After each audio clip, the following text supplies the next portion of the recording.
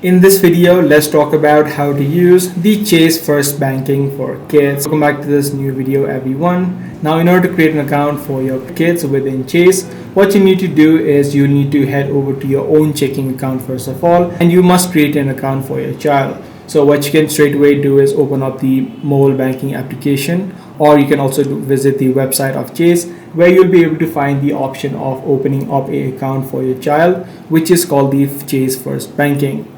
As I said, you must have a eligible personal checking account, as well as your child must be anywhere from 6 to 17 years of age.